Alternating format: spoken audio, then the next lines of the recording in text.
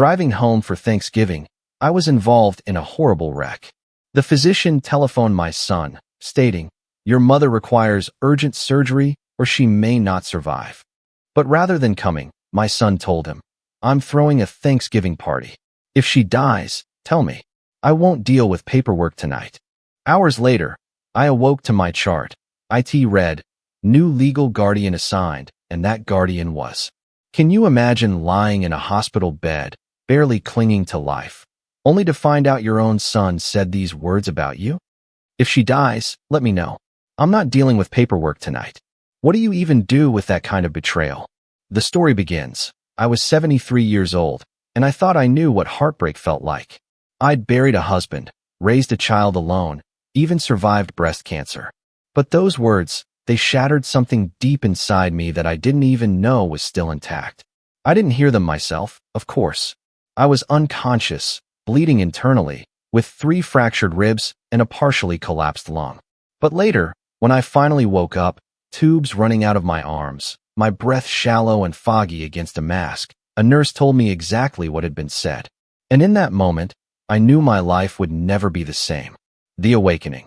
My first memory was the relentless beeping of machines, that sterile smell of antiseptic that screams, "hospital." My eyes felt glued shut.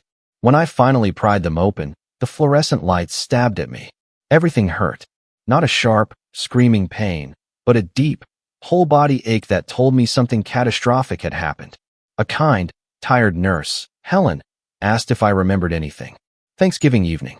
The highway. The pies in the back seat. The truck. The impact. I managed a weak nod.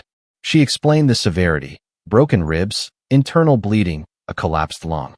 Emergency surgery. Surgery. I croaked. I hadn't consented to surgery. I couldn't remember signing anything. I couldn't remember much of anything after the airbag exploded and the world spun sideways. The call to my son. "We tried to reach your emergency contact," she said, her voice shifting, becoming careful, measured. "Your son, Jason, is that right?" I nodded again. Jason. My only child. The boy I'd raised alone after his father died when he was 12. The man I still called every Sunday, even though he rarely answered. The one who always claimed he was too busy, too stressed, too overwhelmed with his own life to visit often. But surely in an emergency, he would have come. Surely he would have dropped everything. The nurse's expression tightened. She pulled a chair closer. "Helen, I need to tell you something, and I want you to stay calm. Your vitals are stable now, but you need to rest." My heart pounded. Beep, beep, beep went the monitor. "What happened?" I whispered. She hesitated, then looked me straight in the eye. I could see she didn't want to say it, but she did anyway.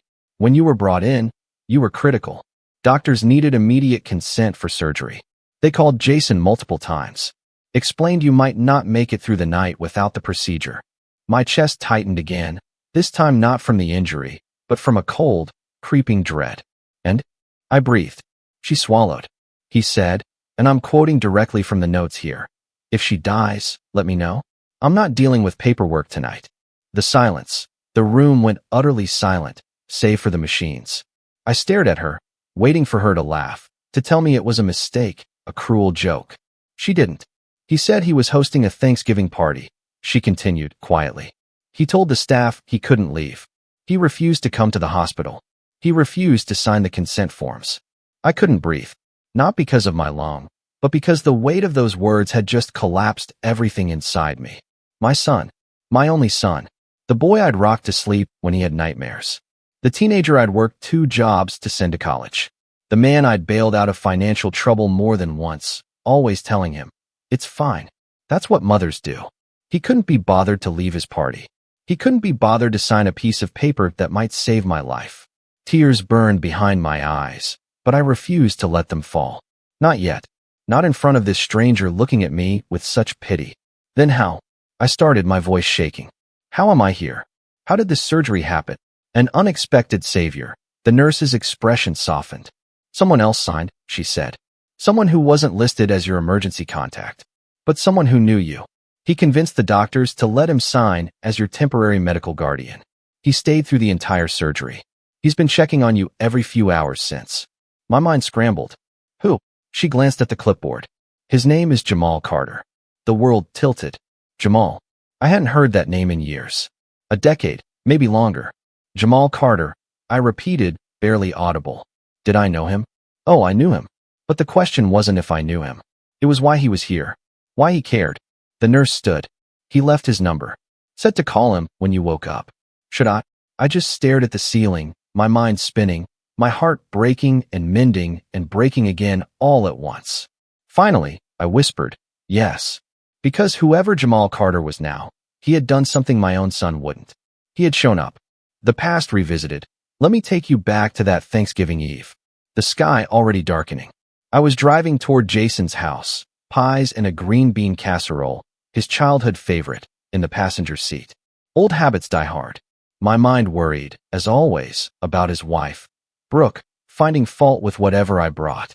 I always promised myself I wouldn't try so hard, wouldn't hover, wouldn't ask too many questions. And I always ended up doing exactly what I promised myself I wouldn't. Because the truth was, I was desperate. Desperate to feel like I mattered to my own child. Desperate to belong. I saw the semi-truck in my rearview mirror, moving too fast, weaving. It made me nervous. I never liked driving near big trucks. They made me feel small, vulnerable. I moved right, but the truck moved right too. Then, chaos. The car in front braked. I braked, but the truck behind me didn't. The impact was a wall of sound and force and pure terror. Metal shrieked. Glass exploded. My body slammed against the seatbelt. The airbag deployed with a deafening bang. The car spun. I remember screaming, thinking absurdly about the ruined pies. Then a second impact. Head hit glass. White. When the car finally stopped, I was facing the wrong way. Steam poured from the hood. My body was a mess of pressure and pain. I heard voices. Lady, can you hear me? Stay still. Someone was on the phone with 911. They lifted me onto a stretcher, and lightning bolts of agony shot through me. The ambulance ride was a nightmare of sirens and speed. At the hospital, it was chaos. Bright lights. Voices. Someone cut my clothes off. I was slid into a CT scanner. Then the doctor's grim face. She's bleeding internally. Possible splenic rupture. 3 fractured ribs, one of which has partially collapsed the left lung. We need to get her into surgery. Immediately, a nurse appeared with a phone. We're calling your emergency contact now. Relief washed over me. Jason would come. He'd sign whatever they needed. He'd be there. I heard the phone ringing. Once, twice, 3 times. Then Jason's voice, distant, distracted. Hello. Is this Jason Whitmore? Yeah. Who's this? County General. Your mother, Helen Whitmore, is in the ER. Serious car accident. Needs immediate surgery. We need you to come sign consent forms. A pause. Music and laughter in the background. A party. How serious? Jason asked. Life-threatening. Without surgery in the next hour, she may not survive. Another pause. Longer. Then, in a tone I'd never heard from my son before, flat, cold, utterly devoid of concern. He said the words that would replay in my head for the rest of my life. I'm hosting Thanksgiving. If she dies, let me know. I'm not dealing with paperwork tonight. The line went dead. The nurse stared at the phone, frozen in disbelief. The doctor's jaw tightened. Call again. He couldn't have meant that. But I knew. Even as the darkness pulled me under, even as they lowered the mask and told me to count backward from 10, I knew my son had meant every word. The aftermath and the return of Jamal. When I woke up the second time, the pain was different. Dull, manageable. But there were other kinds of damage no surgeon could fix. The nurse saw the memory in my eyes. Do you need more pain medication? I shook my head. The pain I felt wasn't the kind a syringe could touch. She pulled her chair closer. Helen, I know what I told you was hard. But you're not alone. Someone made sure of that. My heart gave a little jump. After your son refused, she explained, we were in a difficult position. We couldn't let you die. Dr. Shapiro was about to petition for an emergency judicial override when someone showed up in the waiting room. Who? I whispered, though I already knew. Jamal Carter. He'd heard about the accident on the police scanner. Used to be a volunteer firefighter. When he heard your name, he drove straight here. He was very insistent that someone needed to advocate for you. Jamal. The name settled over me, heavy with memory. He convinced Dr. Shapiro to let him sign as temporary medical guardian. It's not standard procedure, she admitted. But given the circumstances, and that your listed emergency contact had explicitly refused. She explained he stayed through the entire 4-hour surgery. He cried when he heard I'd made it. He'd been back 3 times since, left his number, and made them promise to call. He sounds like a good man, she said. He is, I whispered. Or he was. I don't know what he is now. Another blow from Jason's world. Then, her expression tightened again. Helen, there's something else I need to tell you. The hospital tried calling your son again. Multiple times. To let him know you'd made it. That you were stable. He didn't answer. His wife finally picked up on the 6th try. What did she say? I asked, my voice barely there. She said, and I quote, "We're aware of the situation. We'll deal with it after the holiday." After the holiday. I was lying in a hospital bed, barely surviving surgery, and they would deal with it after the holiday. Something inside me shifted. Not broke. It had already been broken, but it shifted into a new, harder configuration. I see, I said, my voice steadier than I felt. Jamal arrives. 15 minutes later, a knock. Come in, I called. The door opened, and there he was. Jamal Carter. 30-something now, filled out, a neat beard. His eyes found mine, and relief flooded them. Miss Helen, he said, his voice cracking on my name. He crossed the room, stopping at my bedside, hands hovering. It's okay, I whispered. I'm not that fragile. He took my hand gently, and then he said the words I'd waited my whole life to hear from my own son. I'm so glad you're okay. I was so scared I was going to lose you. The tears I'd been holding back finally broke free. I'm sorry, he said, his face crumpled. I didn't mean to make you cry. No, I managed. No, these are good tears. Our shared past. He sat close, still holding my hand. You probably have questions. A few, I admitted. Starting with how you even knew I was here. Still listen to the scanner. Old habit. Heard your name.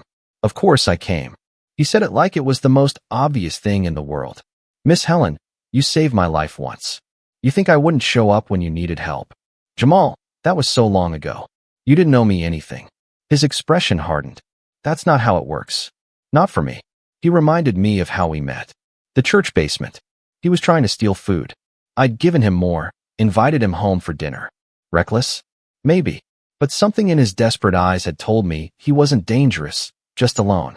He'd followed me home that night, eaten like he hadn't seen food in days. I thought you were crazy, Jamal said now. Nobody just helps people like that. Not without wanting something. I didn't want anything, I replied. And you didn't owe me anything.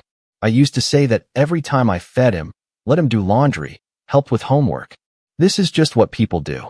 Except it wasn't what people did. Not in my experience. He'd been in foster care, aged out, sleeping in his car. I taught him basic life skills.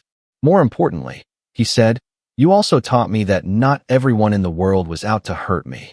He'd become a volunteer firefighter, then an electrician, started his own business. I looked for you a few times, he confessed. Drove by your old place. I should have tried harder. You're here now, I said quietly. That's what matters. When I heard your name on that scanner, Miss Helen, my heart stopped. And when I got here and they told me what your son said, he stopped, jaw clenching. You deserved better than that. You deserved someone who gave a damn. He squeezed my hand. You used to tell me, everybody deserves someone who shows up. You just haven't found yours yet. You were mine, Miss Helen. So when I heard you needed someone, there was no question. Of course, I was coming. I couldn't speak. Couldn't find words big enough. You don't think I'd let you die? He asked, his voice thick. After everything you did for me, you don't think I'd just walk away? I don't deserve this, I whispered. Yes, you do. You deserve every bit of kindness you showed me reflected back at you 1,000 times over. And if your son can't see that, if he's too busy or too cold to be here, then that's his loss. His failure, not yours. Something shifted. A weight I'd carried for years felt lighter. I raised him wrong, I said. I must have. No, Jamal said firmly. You can't blame yourself. You did your best. Sometimes people just choose to be selfish. That's on them, not you. But how did I not see it? Because you loved him. And love makes us blind sometimes. But I think part of you did see it. You just didn't want to believe it. He was right. The confrontation with Brooke, a knock. Your daughter-in-law, the nurse said, her expression uncertain. Brooke. I looked at Jamal. Part of me wanted him to leave. Another, stronger part, wanted him right there. Stay, I said. Brooke walked in. Perfectly styled hair, expensive clothes, that permanent expression of tolerating something unpleasant. Mother Helen, she said, cool and formal. We were quite shocked to hear about your accident. Shocked, not worried. Were you? I asked flatly. Of course, Jason has been beside himself. The lie hung in the air. So obvious it was almost funny. Has he? Jamal shifted beside me. I could feel his anger. Well, you know how busy he is. The holiday, his work obligations. She waved a dismissive hand. I nearly died, I said quietly. She had the grace to look uncomfortable. Yes, well, these things happen. The important thing is you're fine now. No thanks to your husband. My lips thinned. The hospital has a recording of the phone call. Would you like to hear what your husband actually said? Her eyes widened. And who are you? Someone who actually showed up, Jamal replied evenly. Look, I came as a courtesy. To see what you needed. What I needed was for my son to sign a piece of paper so I wouldn't die on an operating table. And he couldn't be bothered. He was hosting important clients. It was a business obligation. I was dying. You're being dramatic. Something inside me snapped. Not loudly. Just a clean, sharp break. Get out, I said. Excuse me. Get out of my room. And tell my son if he wants to speak to me, he can come himself. I'm done with intermediaries. Mother Helen, you're being unreasonable. Out. My voice was stronger now. Now. She stood for a moment, debating. Then she turned and walked out. The door clicked softly. Jamal started laughing. Not cruel, but the kind of laugh that comes from relief, pride, and joy. Miss Helen, he grinned. That was beautiful. And despite everything, I found myself smiling too. Because for the first time in 20 years, I'd stopped making excuses. And it felt like freedom. Reclaiming my life. The days that followed were a rhythm of physical therapy and deafening silence from my son. No call. No text. No flowers. Nothing. Jamal came every day, sometimes twice, bringing me things from the outside. A magazine, a decent cup of soup, once a small potted plant. He'd sit and talk. The nurses commented on my devoted son. I stopped correcting them. Jamal showed more devotion in a single visit than Jason had in years. A social worker named Sally came to talk discharge. You'll be ready to leave in a few days, she said. But you need adequate support at home. I'll be fine, I said automatically. You've had major surgery. You can't lift anything over 5 pounds for 6 weeks. You'll need help. I'm staying with Jamal, I said. That's good. And after that, do you have family nearby? My son lives about 30 minutes away. Have you spoken with him about what help he can provide? No. He's very busy. I hated myself for making excuses again. Sally set down her pen. Helen, I'm going to be direct. This isn't the first time I've seen this. Absent family members during a medical crisis often remain absent during recovery.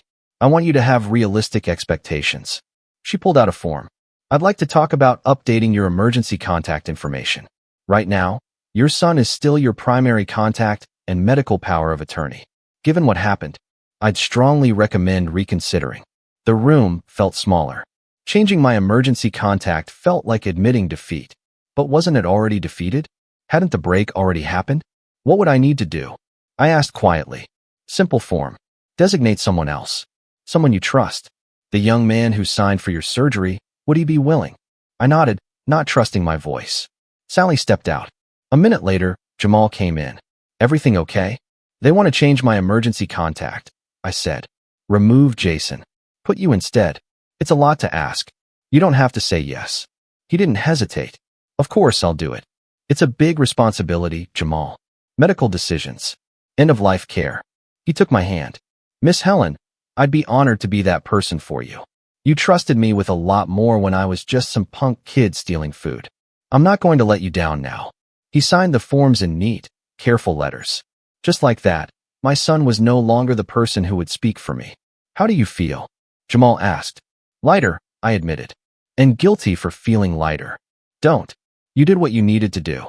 That evening, I lay awake thinking about all the threads that tied me to Jason. My will, leaving everything to him. The key to my apartment, he never used. The standing invitation to Sunday dinners, he stopped accepting. All these threads connecting me to someone who had made it clear I wasn't a priority. The message sent. The next morning, Jamal brought news. Dr. Shapiro says you can be discharged tomorrow.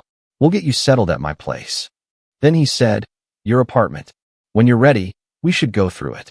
Not just to set it up for recovery, but to go through your paperwork. Your will, financial documents. Make sure everything reflects what you actually want. He was right. The thought exhausted me, but he was right. I keep waiting for him to call, I admitted. Keep thinking maybe he'll come through that door and apologize. And if he doesn't, then I guess you'll have your answer. You deserve better than waiting for crumbs of affection from someone who should be giving you the whole loaf. That hit hard. I'd been living on crumbs for years. A brief phone call, an obligatory holiday visit, the occasional love you Mom tossed out as he hung up. I'd convinced myself it was enough. But it wasn't. It had never been enough. After he left, I picked up my phone. Found Jason's name. I typed, "I'm being discharged tomorrow. Staying with a friend for my recovery. I've changed my emergency contact. If you want to talk, you know where to find me." I read it 3 times. Then I hit send. It showed as delivered. Then, a minute later, read. I waited 10 minutes. 20. An hour. No response. And somehow that silence said more than any words could have. It told me everything I needed to know about where I stood in my son's life. Nowhere. I turned off my phone, set it face down. Tomorrow, I would leave this hospital. Tomorrow, I would start healing. Not just physically, but in all the other ways I'd been broken. Tomorrow, I would stop waiting for my son to become the person I'd always hoped he'd be. Because at 73, I was finally learning that some people never change. And some silences are louder than screams. The family gathering. 3 days into my stay at Jamal's, my phone rang. An unknown number. "Hello, Helen. It's Patricia, Jason's aunt, my late husband's sister." I hadn't spoken to her in months. She heard about my accident. "Helen, what's going on?" "The family is saying some concerning things." I closed my eyes. "What are they saying?" "That Jason wasn't there for you. That someone else had to step in. That there was some kind of falling out." "Is it true?" "The dam broke." I told her everything. When I finished, Patricia was quiet. "That son of mine," she finally said, meaning my late husband. "He'd be ashamed. Absolutely ashamed." She invited me to a belated Thanksgiving gathering. "Jason will be there, and so will everyone else. And maybe it's time everyone heard the truth. I don't want to cause a scene." "Then don't. Just come. Tell the truth. If anyone asks, let Jason explain himself. Unless you're afraid." Afraid. I had been afraid for years. Afraid of rocking the boat, of making him angry, of losing what little connection we had left. But what connection was there to lose? He'd already made his position clear. "What time?" I asked. "And Helen, bring your friend. The one who helped you. I'd like to meet him." Jamal agreed to come. "But Miss Helen, what do you want from this? Closure? Confrontation? Vindication?" "I think I'm going," I said, "so I can stop wondering. Stop hoping. Stop waiting for him to suddenly become the person I wish he was." The confrontation. The next day, Jamal drove us. Patricia met us at the door, pulling me into a careful hug. "Helen. Oh, honey. You look tired." She looked at Jamal. "And you must be the guardian angel." "Jamal Carter, ma'am. Any man who steps up the way you did is welcome in my home anytime." The living room was full. Jason and Brooke sat on the couch, looking distinctly uncomfortable. The room went quiet when I walked in. Jason's face went pale. "Helen." Jason's grandmother, Dorothy, called out. "Come here, child." She took my hands. "Heard you were in an accident. How are you healing?" "Slowly but surely." "And who's this handsome young man?" "This is Jamal. He's a friend. The friend who signed your surgery papers." Word traveled fast. "Interesting. Very interesting." Conversation resumed, but it was stilted. Everyone was waiting. Jason's cousin, Michael, finally broke the tension. "So, Helen, we heard you had quite the ordeal. Jason said you're doing fine now, though. I'm alive, if that's what you mean. And this gentleman," Michael gestured to Jamal, "he's the one who helped when you needed emergency surgery? Why didn't Jason sign them?" The room went silent. Jason's head snapped up. "I don't think this is the time or place." "I'd like to know, too," Dorothy said quietly. "Why didn't you sign for your mother, Jason?" Brooke started to speak, but Jason cut her off. "It was a misunderstanding. The hospital didn't make it clear how serious it was." "That's not true," I said. Everyone turned to me. "The hospital called you multiple times. They told you explicitly that I needed emergency surgery or I might not survive. They begged you to come sign the papers." "Mom, you're twisting what happened." "Am I?" I reached into my purse and pulled out a folded paper. My hands weren't shaking anymore. "This is a transcript of the phone calls. The hospital provided it to me. Would you like me to read what you actually said?" Jason stood up. This is ridiculous. I'm not going to be ambushed in front of my family. Sit down, Jason, Dorothy said. Her voice, though soft, carried absolute authority. He sat. Helen, Dorothy continued. Read it. I unfolded the paper. First call. 7:42 in the evening. Hospital. Is this Jason Whitmore? Jason, yeah. Who's this? Hospital. This is County General Hospital. We have your mother, Helen Whitmore, in our emergency room. She's been in a serious car accident and needs immediate surgery. We need you to come in and sign consent forms. Jason, how serious? Hospital, life-threatening. Without surgery in the next hour, she may not survive. Jason, I'm hosting Thanksgiving. If she dies, let me know. I'm not dealing with paperwork tonight. I looked up. The room was frozen. Every eye was on Jason. There were 3 more calls, I said quietly. Each one more urgent. You didn't answer any of them. Your wife finally answered the 6th call and said you'd deal with it after the holiday. Brooke had tears running down her face. Jason's mouth opened and closed. I was drunk. I wasn't thinking clearly. You were sober enough to host a party, Patricia said, her voice cold. You don't understand the pressure I was under, Jason said, his voice rising. Having her always needing something, always calling, always wanting me to visit, always making me feel guilty for having my own life. The words hit like physical blows. When have I ever made you feel guilty? I asked. Every time you call. Every time you invite me over. Every time you ask about the kids. It's constant pressure. I call you once a week if you answer. It's still too much. Dorothy's voice cut through the room like a blade. Jason Michael Whitmore, your father would be ashamed of you. Your father spent his entire life teaching you about responsibility, about family, about showing up for the people who love you. And you couldn't be bothered to sign a piece of paper to save the woman who raised you alone after he died. I made a mistake. You made a choice, I said. And that choice showed me exactly where I stand in your life. Nowhere. Jason stood again. Fine. You want me to be the villain? I'll be the villain. But don't pretend you were some perfect mother. You were overbearing, clingy. You drove Dad crazy, and you drove me crazy too. The cruelty in his voice was stunning. But instead of breaking me, it crystallized something. You're right, I said calmly. I wasn't perfect. No parent is. But I loved you with everything I had. I worked 2 jobs to send you to college. I helped you when you were in financial trouble. I showed up for every milestone. Even when you made it clear you didn't want me there. And when you needed me, I was there. Every single time. I stood up slowly, Jamal immediately at my side to steady me. But I'm done now. I'm done chasing a relationship with someone who doesn't want one. I'm done making excuses for your absence. I'm done pretending your cruelty is just your personality. I looked at him directly. You are no longer my emergency contact. You are no longer my medical power of attorney. And you are no longer welcome in my life unless and until you can treat me with basic human decency. So that's it. You're just cutting me off. No, Jason. You cut me off years ago. I'm just finally accepting it. I turned to Patricia. Thank you for having me. I'm sorry to leave early. Don't apologize, honey. You said what needed to be said. Jamal and I walked to the door. Behind us, I heard raised voices, Jason arguing with his grandmother, Brooke crying. But I didn't look back. We got in the car. Jamal started the engine. How do you feel? He asked. Free, I finally said. I feel free. And for the first time in 20 years, I meant it. The best revenge, the drive back to Jamal's was quiet. Peaceful. You did good back there, he said. I said things I could never take back. You said things that needed to be said. Miss Helen, you spent 20 years biting your tongue, swallowing hurt, making yourself smaller so he wouldn't be uncomfortable. Today, you took up space. That's not something to regret. Maybe he was right. Maybe I'd spent so long apologizing for existing in my son's life that I'd forgotten I had a right to exist at all. His small, warm house now felt more like home than my own apartment. I saw a framed photo on his mantel. Jamal at my kitchen table, years ago, bent over a textbook. I was in the background, stirring something on the stove. I found that on an old phone, he said. That was the first place I ever felt safe. I asked him why he helped me all those years ago. Because when my husband was sick, people helped us, I said. I couldn't pay any of them back, but I thought maybe I could pay it forward.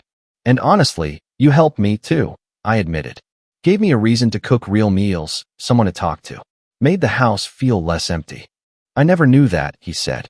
You don't owe me. I repeated. But I do owe you, he said quietly.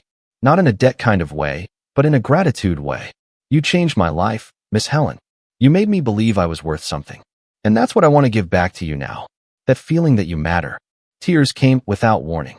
I just never expected, I managed between sobs, that the person who'd show up for me would be you.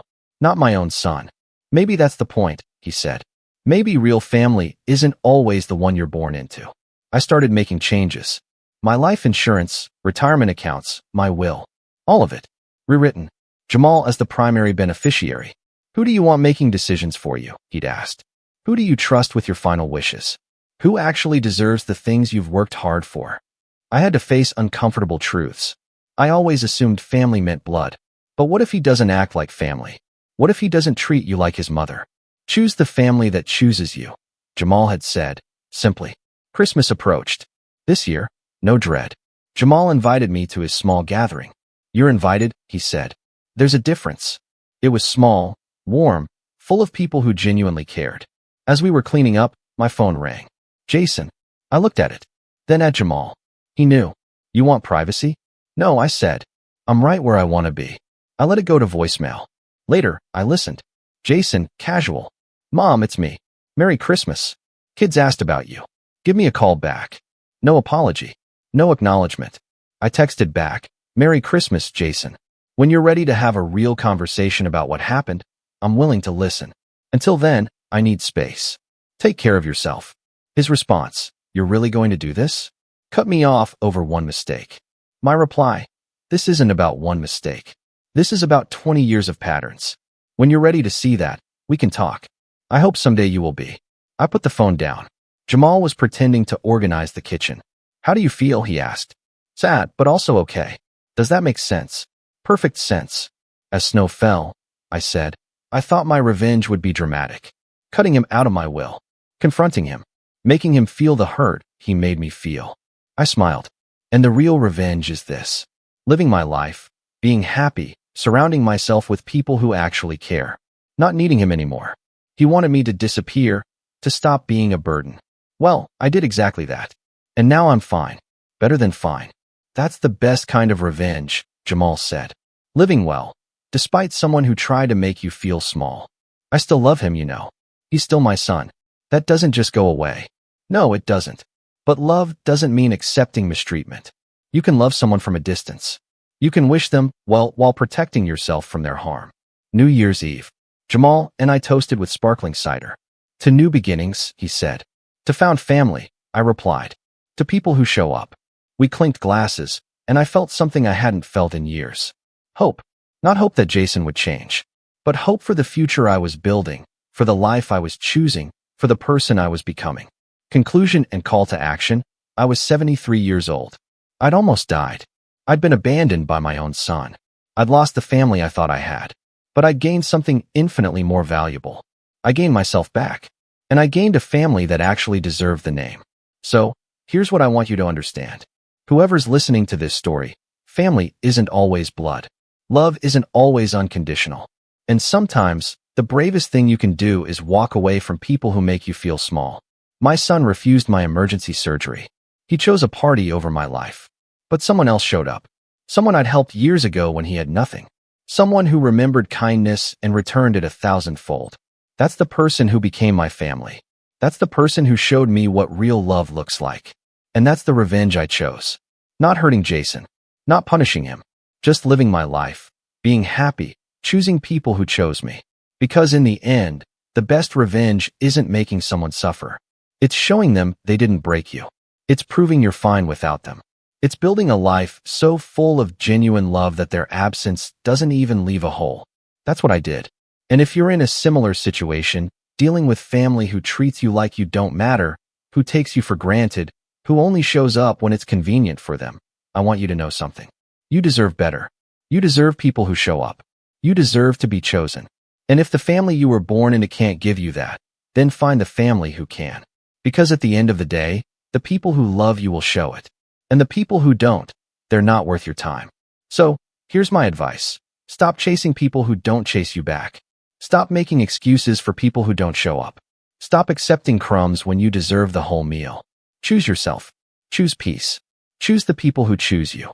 That's the real revenge. That's the real victory. That's the real happy ending. And I'm living it every single day. Now, I want to hear from you. Have you ever been in a situation where family let you down? Where someone who should have been there wasn't? How did you handle it? Tell me your stories in the comments below. I really want to know.